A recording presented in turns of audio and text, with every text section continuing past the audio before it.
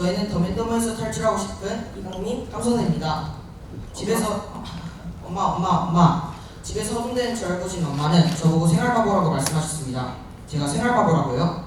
중학교 입학을 앞둔 우리 어른이 되고 싶어서 멋도 부리고 공부도 열심히 하고 있지만 정작 외모와 공부에 대한 관심과는 달리 자신의 나이 대비 생활 역량이 떨어지는 것은 아닌지 그 궁금증으로 이 조사를 시작하게 되었습니다.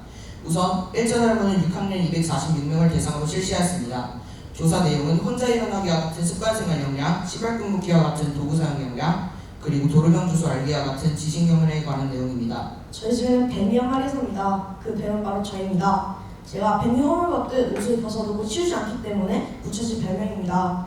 그렇다면 친구들은 습관을 통한 생활 역량에서는 어떤 응답을 했을까요? 혼자 일어나기와 샤워 오정에는 잘함 이상의 응답이 59%, 86%로 나타났습니다. 또 꼭 해야 할 일과 하고 싶은 일이 있을 때 무엇부터 하냐는 질문에 해야 할 일을 먼저 한다는 응답이 12% 높게 나타났습니다. 뱀은 저희 집에서는 사는 겁니다. 도구 사용 역량에서는 시발근무기에는 잘하는 반면 손톱 발톱 깎기와 요리하기에서의 못함 이하 비율은 각각 30%, 44%였습니다. 못함 이유로 위험해서 엄마가 해주거나 못하게 해서라는 응답이 많이 나왔습니다. 지식 역량에서는 가족 생일을 안다가 77%인 반면 도로명 주소를 안다는 48%로 반을 넘지 못했습니다. 도로명 주소는 긴급상황 신고, 배달 주문 등에 필요한 기본 지식인데도 모르는 친구들이 많아 조금 놀라운 결과였습니다. 다음으로 학생들의 생활 역량에 다른 이유는 무엇일지 알아봤습니다. 이를 위해서 저희는 설문지 작성 전에 사전 인터뷰를 통해 생활 역량에 영향을 주는 요인을 찾아보았고 그 요인들을 외적, 내적 요인으로 정리해보았습니다. 우리 연구에서 외적 요인이란 나의 의지와 상관없는 요인으로서 성별 형제관계를 의미하며 내적 요인이란 나의 마음가짐에 의해 달라질 수 있는 요인으로 꿈의 유무와 삶의 만족도를 의미합니다. 먼저 외적 요인 중 성별에 따른 차이는 일어나기를 제외한 모든 문항에서 여학생들이 높은 응답률을 보였고 형제관계에 따른 차이는 둘째가 도구 사용 역량에서 높은 응답률을 보였습니다. 어른들이 둘째는 눈치가 빨라서 알아서 푼다는 말씀을 자주 하시는데 이 결과로 그 말씀들이 전혀 근거 없지 않음을 알 수 있었습니다. 외적 요인에서는 꿈이 있는 학생들이 일어나기나 옷 정리 등에서 높은 응답률을 보였고 해야 할 일과 하고 싶은 일 중에서 해야 할 일을 먼저 한다고 응답한 학생이 꿈이 없는 학생들보다 19%포인트나 많았습니다. 삶의 만족도에 따른 차이에서도 만족도가 높은 학생들이 긍정 답변과 매우 잘함에 높은 응답률을 보여 나의 선택인 내적 요인이 생활 역량에 영향을 준다는 것을 알 수 있었습니다. 2차 설문은 117명의 학부모님들 대상으로 모바일 조사를 실시하였습니다.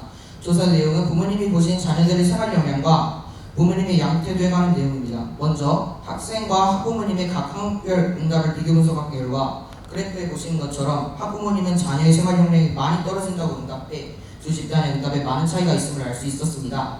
샤워 옷 정리의 경우 매우 잘함으로 응답한 학부모와 학생의 차이가 38%로 가장 컸습니다. 이어서 저희는 그 이유를 고민하게 되었고 두 집단의 설문 응답 태도와 기준 차이 때문이 아닐까라는 추가 가설을 세우게 되었습니다. 다음으로 학부모님의 자녀 도움 정도를 조사해 보았습니다. 무조건 많이 도와준다 57%, 도움을 청할 때만 도와준다 26%, 전혀 도와주지 않는다 17%라는 응답이 나왔습니다. 다음으로 자녀가 매우 잘함으로 응답한 학부모의 도움 정도를 조사해 보니 가장 많은 비율을 차지한 경우는 자녀가 도움을 청할 때만 도와주는 경우였고 학부모의 도움 없이 혼자 하는 경우가 두 번째였으며 무조건 많은 도움을 주시는 경우가 매우 잘한 응답이 가장 낮았습니다. 이 결과는 1차 설문조사에서 학생들이 생활 역량에서 못함의 이유로 부모님이 많이 도와주시거나 하지 못하게 해서라는 응답을 한 것과 일치했습니다. 마지막으로 자녀에게 언제까지 도움을 주실지에 대한 설문에서는 초등학교까지와 스스로 잘할 때까지가 높은 응답률을 보였습니다. 그런데 말입니다. 1, 2차 조사를 마친 저희는 뭔가 개운하지 않은 점을 발견합니다. 바로 예상과 달랐던 결과 학부모님과 학생들의 응답률 차이의 원인이 무엇인지 의문이 나는 것입니다.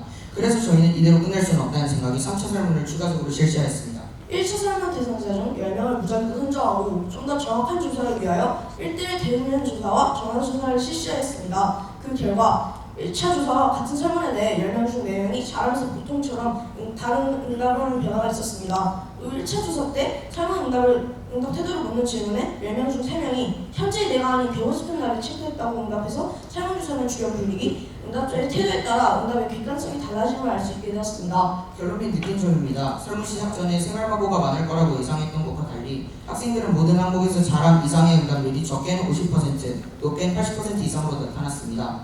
학부모님의 응답과 학생의 응답 차이는 최대 38%포인트의 차이가 있었고, 이는 되고 싶은 나를 체크하는 학생들의 설문 경향과 학부모님들의 높은 평가 기준 설정의 차이의 원인이었음을 알 수 있었습니다. 이를 통해 조사 방식 1대1 설문조사였다면 좀 더 객관적인 데이터를 얻을 수 있지 않았을까 하는 아쉬움도 남았지만, 이번 조사를 통해 조사에 참가한 학생과 학부모님들이 자신을 돌아볼 반성의 기회가 되었다고 이야기할 정도로 긍정적인 통계조사였다고 생각합니다. 학교의 과정중심, 역량중심 교육처럼 학부모님께서도 자녀의 등급비로 부족함이 있더라도 지켜봐 주시고 학생들은 되고 싶은 내가 되기 위해 노력한다면 생활밥은 더욱 사라질 것이라는 결론을 얻었습니다. 이상 더맨더맨에서 탈출한 이강민 함선이었습니다.